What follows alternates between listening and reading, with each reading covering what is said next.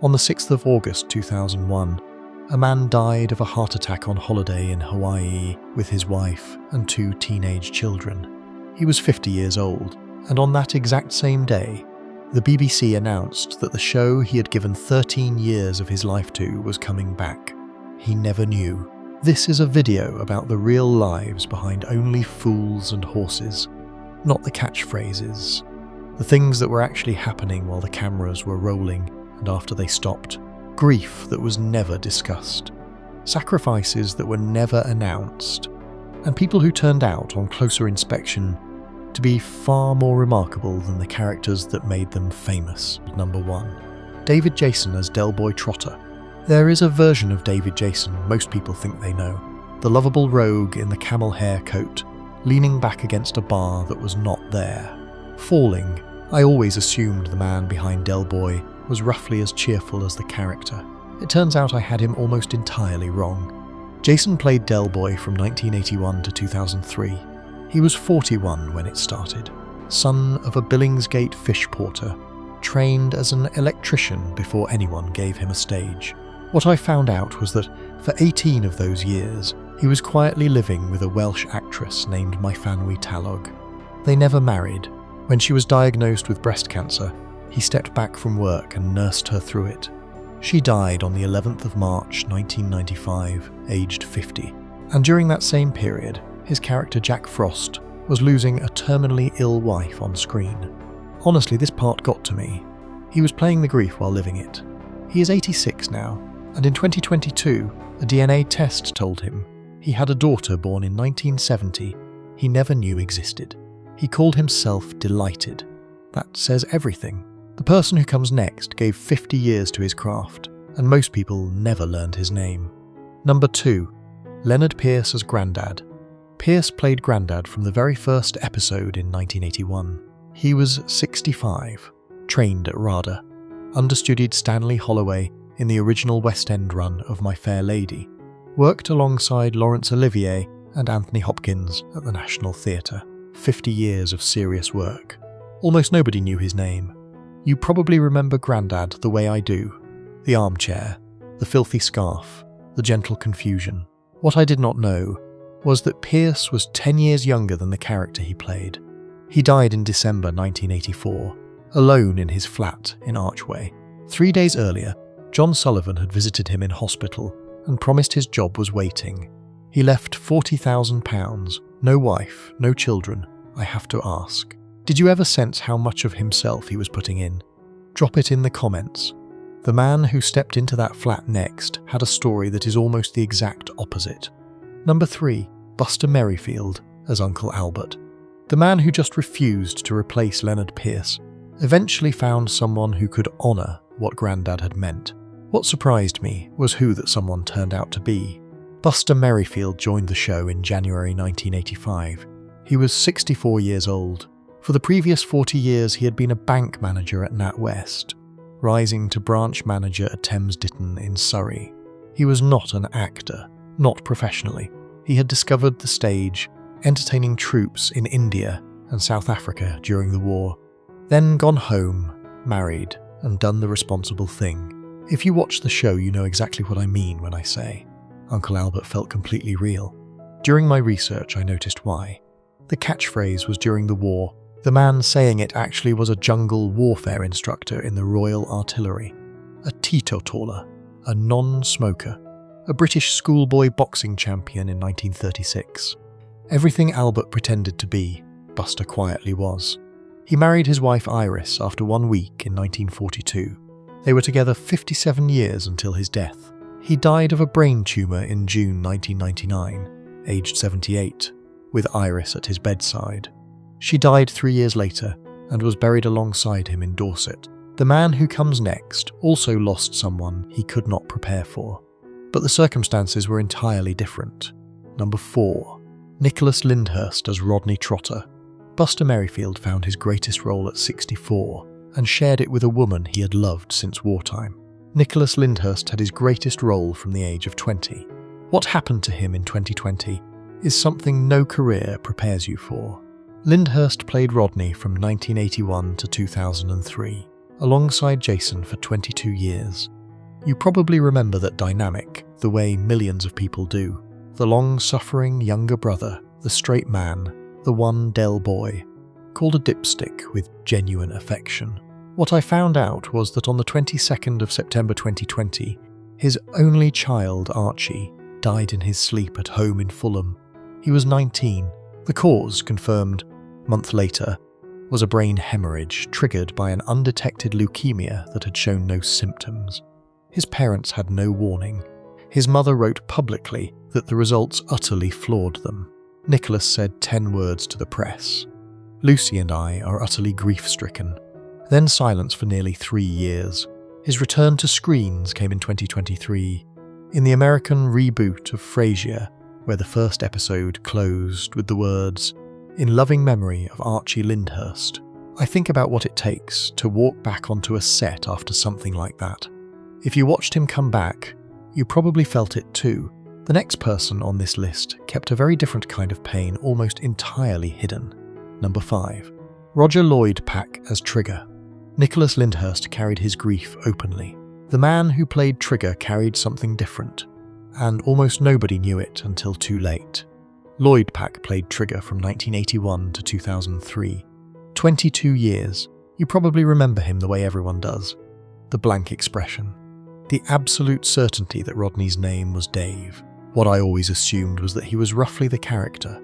Affable, uncomplicated. During my research, I found something else entirely. He was a committed socialist who addressed anti-war rallies in Trafalgar Square. A lifelong CND activist. The man playing Britain's most famous simpleton was one of its more serious political thinkers. He died of pancreatic cancer in January 2014, aged 69. His closest friends said he had kept the illness almost entirely secret. John Challis told the BBC he had heard rumours, but had no idea how grave things were, and his daughter, actress Emily Lloyd, had already spent years battling severe mental illness after one of the most promising Hollywood careers of the late 80s collapsed around her, 2 lives running quietly in parallel. The person who follows him also kept something hidden, but what he left behind said everything. Number 6. Kenneth MacDonald as Mike the barman. Roger Lloyd Pack kept his illness from the people closest to him. Kenneth MacDonald kept something simpler and far more extraordinary. He apparently left instructions. MacDonald played Mike, the landlord of the Nag's Head, from 1983 to 1996. 13 years as the steady foil to Del Boy's chaos. Not the loudest presence, but always there. Always the same quiet expression when another scheme walked through the door. This one genuinely surprised me. MacDonald died on the 6th of August, 2001, of a heart attack in Hawaii, while on holiday with his wife and 2 teenage children. He was 50 years old, and on the exact same day his death was reported, the BBC announced the show was returning. He had apparently left written instructions about how Mike should be handled after his death. Sullivan honoured them. Mike was written into prison rather than killed off or recast. A man who loved that show enough to think ahead and protect it. His gravestone in Teddington carries the twin masks of comedy and tragedy.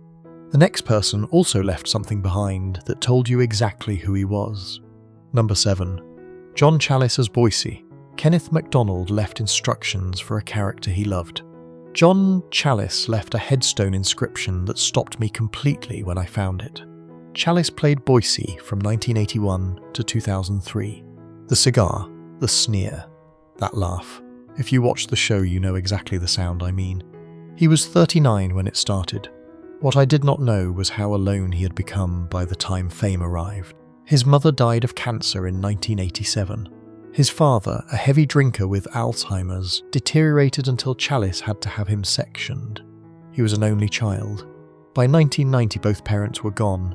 He told one story that stayed with me. His father watched him in a Tom Stoppard play, had a drink, and said, "I was so proud of you." The only time in his life he ever said it. Then the doors closed and he never mentioned it again. Challis died in September 2021, aged 79. His widow chose his epitaph from a seance scene in the show. It reads simply, "I am here." The next person on this list was hiding something far quieter than grief. Number 8. Tessa Peake-Jones as Raquel. John Challis left one perfect line behind. The woman who played Raquel left something stranger, something most viewers never knew was there at all.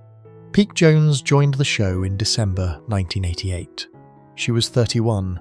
Raquel was written as a one-episode character, a single Christmas appearance, and that was supposed to be that. I always assumed Raquel was planned from the beginning as Del Boy's great love. It turns out the chemistry between Peake-Jones and David Jason in that one episode was so unexpected that John Sullivan rewrote the show's future around her. And the scene where Raquel gives birth to Damien, one of the most watched moments in BBC history, was written using dialogue taken directly from Sullivan's own wife during labour. During my research, I noticed something else. The man she spent 29 years with, never marrying, eventually played her on-screen adult son in the 1996 Christmas special. They separated in 2013. She has said almost nothing about her private life since. She is still working, still private, and still, I think, underestimated. Number 9. Sue Holderness as Marlene. Tessa Peake-Jones kept her private life quietly to herself. What Sue Holderness did with hers, at the exact peak of her fame, I genuinely did not see coming. Holderness played Marlene from 1985 to 2003. The glamour, the warmth, the long-suffering loyalty to Boise. She was 36 when she joined the show. If you watched it, you know. Marlene was the heart underneath all the bluster. What I found out was that in 1996, while she was one of the most recognised faces on British television, she quietly took secretarial work at a local hospital. Her husband Mark's position at the Theatre Royal Windsor was under threat as the venue faced possible closure. No announcement, no interview about the difficulty.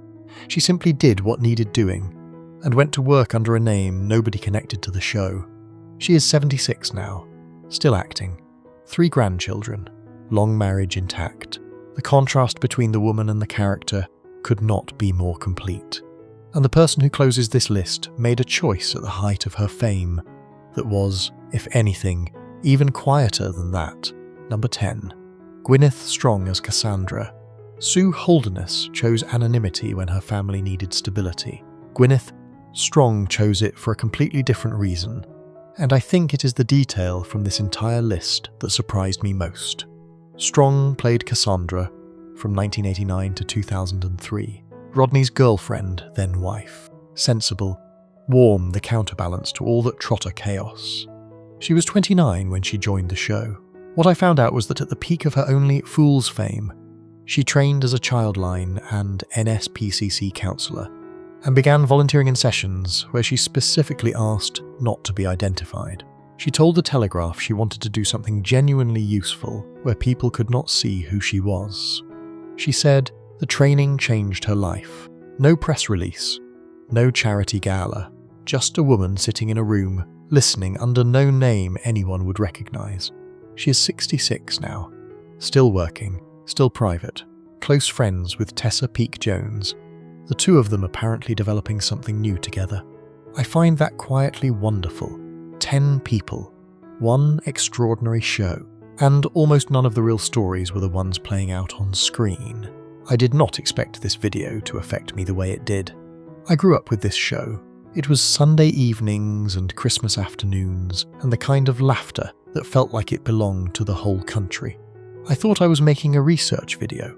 What I actually found was a group of people who gave far more than anyone ever asked them to, and mostly did it without a word. I put a lot of time into researching these stories, and if they meant something to you too, hitting subscribe really does help me keep doing this. I will see you in the next one. Next time, the real lives behind the cast of Porridge. Another show, another group of people who gave everything, and at least one story I genuinely could not believe was true.